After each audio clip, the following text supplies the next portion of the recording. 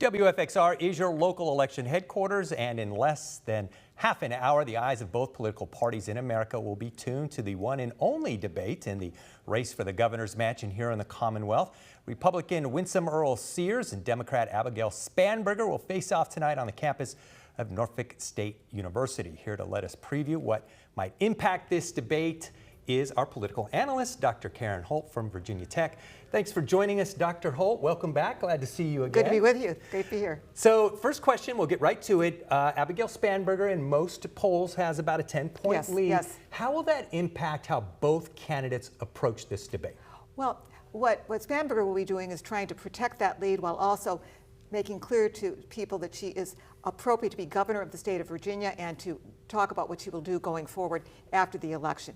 What Lieutenant Governor Earl Sears needs to do is begin to say there are ways to chip away at that and to underscore why she in fact would be a better governor because of things she stands for and what the incumbent governor, Governor Youngkin, has done. And she is building on what he's done for Virginia and arguing that Spanberger will maybe going in the opposite direction. All right, big controversy surrounds the Attorney General nominee for the Democratic Party, Jay Jones.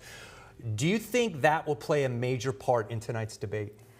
Some of it, of course, depends on the questions and how each side frames their answers. Certainly it will be among the first questions asked. That is, what is it that candidate Spanberger wants to say in terms of the text messages beyond having condemned them when they first came out, but not calling for him to withdraw from the ticket. And how she frames that, I think, will be quite interesting to do. What I would imagine she's going to do is really twofold. One is saying that is for the voters to decide, not her. Moreover, it's almost impossible for him at this point to remove himself from the ballot. Some votes have already been cast. The other thing she may do is put that in a broader context and say, should she have released those texts? So those texts have been released? Of course they should not. But it underscores the kind of difficulty we're being in right now. And it note who is releasing the text and making the argument about it. Gotcha. Now, this is only one of two governor's races in America right now. And a lot of times they're referendum on how the incumbent president is doing.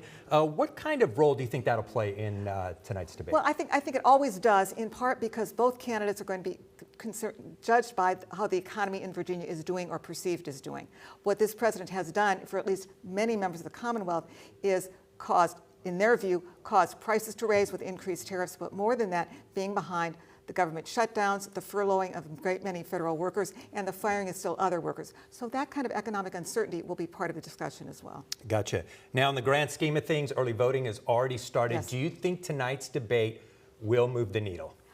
At the margins, at best, for a variety of reasons. Not everyone will be watching the debate or exposed to what's being said in the debate. Many people have already made their minds up or already voted, as you noted. But beyond that, one thing that is the case about elections we think we know is that the debate will provide some information to voters about the candidates themselves, but they're getting a lot more information by all of the televised ads that they're seeing from day to day. Yeah. All right. Dr. Hult, thanks for joining us once again. We will see you back here at 10 o'clock after the debate so you can analyze both candidates. And see what they've done in terms of the issues we've talked about. All right. Dr. Hult, we'll see you then.